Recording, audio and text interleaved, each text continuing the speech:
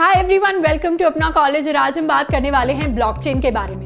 तो यार बहुत ज़्यादा अंडर द टेबल करप्शन होता है और इस करप्शन के अंदर क्या होता है, ब्लैक मनी के बहुत सारे ट्रांजैक्शंस होते हैं। अब इन सारे ट्रांजैक्शंस का रिकॉर्ड कहीं ना कहीं तो किसी ना किसी डेटाबेस में स्टोर होता होगा, पर हम उस डेटाबेस को रिलायबल क्यों नहीं मानते?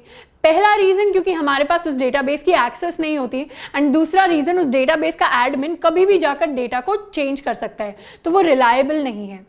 इसीलिए अगर हम ऐसा सिस्टम ले आएं जो डिसेंट्रलाइज हो, मतलब एक इंसान के पास उसकी अथॉरिटी नहीं हो, सबके साथ वो शेयर्ड हो, और दूसरा उसको चेंज करना या मॉडिफाई करना नियर टू इम्पॉसिबल हो जाए, तो ऐसे सिस्टम को यार हम बहुत ज़्यादा ट्रस्ट कर पाएंगे। तो ऐसा ही सिस्टम या ऐसा ही डेटाबेस ब्लॉकचेन होता है।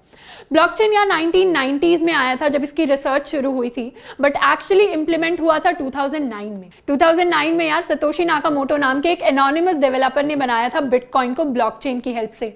तो तभी से जो क्रिप्टो करेंसी का बूम है वो वर्ल्ड में आया था। अब ब्लॉकचेन को आसान भाषा में समझे तो जैसे एक दुकान पर बहुत सारे रिकॉर्ड होते हैं कि कौन सा सामान आया, कौन सा सामान गया, किसके पास से आया, कहाँ गया। तो इस रिकॉर्ड्स की सारी किताब को हम लेजर या बही खाता कहते हैं। तो ब्लॉकचेन वही बही खाता है और उसका हर एक सिंगल रिकॉर्ड एक सिंगल ब्लॉक है। अब ब्लॉकचेन है ब्लॉक्स का चेन, मतलब इन रिकॉर्ड्स का चेन। अब एक सिंगल ब्लॉक की बात करें तो इस ब्लॉक के अंदर कुछ कुछ इंफॉर्मेशन या डेटा स्टोर्ड होता है। पहली चीज जो स्टोर होती है ब्लॉक के अंदर वो होती है रेलेवेंट इन्फॉर्मेशन। जैसे बिटकॉइन के लिए स्टोर होगी ट्रांजैक्शन की इन्फॉर्मेशन कि बिटकॉइन किसके पास से आया और किसके पास जा रहा है। तो ऐसे ही अलग अलग यूज केसेस के हिसाब से अलग अलग डेटा स्टोर होता है। दूसरी चीज जो स्टोर होती है ब्लॉक के अंदर वो होता है हैश। अब हैश को हम एक यूनिक फिंगरप्रिंट की तरह समझ सकते हैं। तो जैसे हम आधार कार्ड के लिए अपने बायोमेट्रिक्स देते हैं एंड उसके बाद हमें एक आधार नंबर मिलता है, वैसे ही ब्लॉकचेन के अंदर जो भी डेटा ब्लॉक के अंदर स्टोर करा रहे हैं उसके हिसाब से एक यूनिक कोड यानी हैश जनरेट होता है। अब तीसरी इंफॉर्मेशन जो ब्लॉक में स्टोर होती है वो होता है प्रीवियस ब्लॉक का हैश।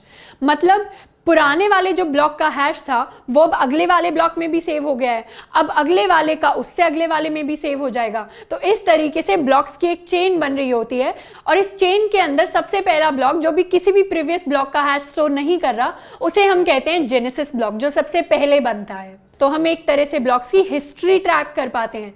इसीलिए इंफॉर्मेशन को ट्रैक करना आसान हो रहा है, सारी इंफॉर्मेशन को यूनिक रखना आसान हो रहा है, उसके साथ छेड़खानी करना मुश्किल हो रहा है।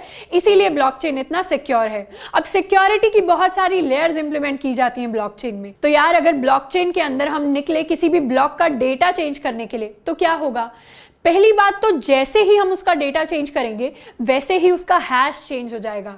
हैश चेंज होने का मतलब है कि उसके अगले वाले ब्लॉक में भी इररेलेवेंट इनवैलिड इंफॉर्मेशन आ गई, मतलब गलत हैश आ गया, और उससे अगले वाले में भी गलत हैश आ गया। तो इस तरीके से जहां पर भी चेन के अंदर चेंज होगा उसके आगे वाला सारा डेटा इनवैलिड हो जाएगा, गलत हो जाएगा। अब इस पर हम कह सकते हैं कि हम तो जाके जी सबका हैश चेंज कर देंगे। तो अगर आप सबका हैश चेंज करने निकलोगे तो उसके अंदर टाइम इतना ज़्यादा लग रहा होगा कि हम सोच नहीं सकते।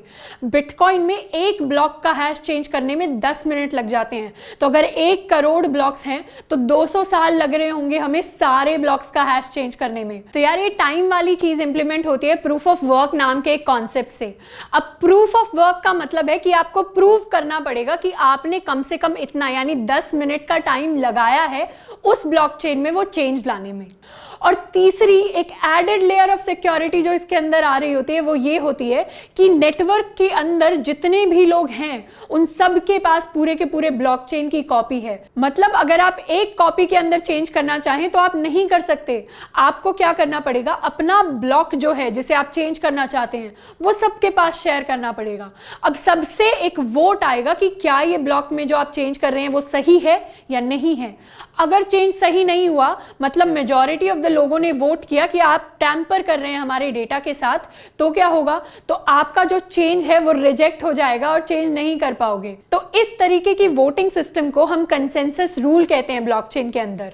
तो अगर आपको कोई भी नया डेटा ऐड करना है, नया ब्लॉक ऐड करना है, तो भी पहले आप 10 मिनट लगाकर उसको क्रिएट करोगे, उसके बाद सारे नेटवर्क में आप उसको शेयर करोगे, एंड जब मेजॉरिटी लोग बोलेंगे कि ये नया चेंज सही है तभी वो ब्लॉकचेन के अंदर ऐड कर रहा होगा। तो इस तरीके से यार अगर आपको ब्लॉकचेन को हार्म करना है तो पहले तो आपको बहुत सारा टाइम लगाना पड़ेगा हैश चेंज करने में, और दूसरा आपको more than 50% of the network को ओन करना पड़ेगा मेजॉरिटी वोट के लिए। तो यार ब्लॉकचेन बहुत सारी डोमेन्स में आजकल यूज हो रहा है।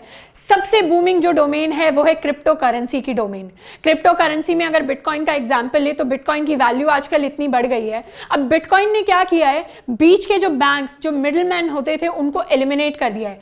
पहले अगर इंडिया से यूएसए मुझे पैसा भेजना होता था तो हम यहाँ से रुपये भेजते थे, बैंक के पास वो जाता था, बैंक उसको डॉलर में कन्वर्ट करके यूएस भेज देता था और अपनी कुछ बीच में फी चार्ज कर लेता था। अब मुझे डायरेक्टली क्रिप्टो करेंसी भेजनी है तो मैं डायरेक्टली बिटकॉइन को भेज सकती हूँ एंड उसके अंदर जो फी होगी वो बहुत ज़्यादा कम है as compared to banks. And जैसे gold asset to asset transfer होता है, वैसे ही बिटकॉइन भी बिटकॉइन टू बिटकॉइन ट्रांसफर हो जाएगा, कोई कन्वर्जन नहीं हो रहा होगा करेंसी का। उसके अलावा जो यूज केसेस आते हैं यार, वो होते हैं रियल एस्टेट की डोमेन में, जहां पर नोटरी का काम आजकल ब्लॉकचेन की हेल्प से हो रहा है। तो जो भी रियल एस्टेट के बाइंग सेलिंग के रिकॉर्ड्स हैं वो सारे ब्लॉकचेन में स्टोर हो जाते हैं और इससे हम हिस्ट्री भी ट्रैक कर सकते हैं उस पर्टिकुलर रियल एस्टेट प्रॉपर्टी की। तीसरा जो यूज केस है यार, वो हॉस्पिटल मैनेजमेंट सिस्टम्स में है, जहां पेशेंट के रिकॉर्ड जो है वो स्टोर होते हैं ब्लॉकचेन के अंदर। तो डॉक्टर्स जो है रेलेवेंट इन्फॉर्मेशन को एक्सेस कर पाते हैं एंड पेशेंट्स का डेटा भी सिक्योर रहता है। तो यार हम ब्लॉकचेन्स का यूज कर सकते हैं प्रोजेक्ट्स के लिए, स्टार्टअप्स के लिए, बिजनेसेस के लिए। तो या तो हम शुरुआत से स्क्रैच से अपने लिए ब्लॉकचेन इंप्लीमेंट कर सकते हैं किसी लैंग्वेज को यूज करके, या फिर ऐसी ब्लॉकचेन्स एग्जिस्ट करती हैं जिनका हम यूज कर सकते हैं कोड की हेल्प से। तो इन ब्लॉकचेन्स के अंदर स्मार्ट कॉन्ट्रैक्ट नाम की चीज होती है। स्मार्ट कॉन्ट्रैक्ट्स को हम रियल कॉन्ट्रैक्ट्स की तरह समझ सकते हैं, बस वो पूरा का पूरा कन्वर्ट होकर डिजिटल फॉर्म में आ गया है।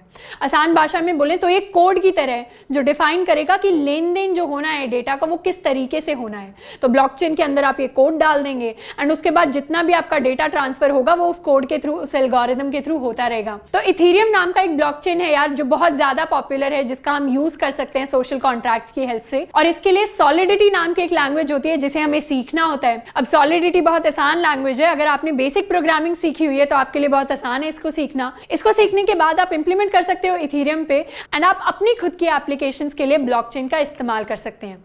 तो ये हमने सारी इंफॉर्मेशन डिस्कस कर ली है ब्लॉकचेन के बारे में। इसके बाद अगर आपको एक छोटा सा ट्यूटोरियल चाहिए कि कैसे स्क्रैच से एक ब्लॉकचेन को इंप्लीमेंट करना है तो वो आप कमेंट कर सकते हैं नीचे। आज के लिए इतना ही है ना। आई होप कि ये वीडियो आपके लिए हेल्पफुल रहा होगा।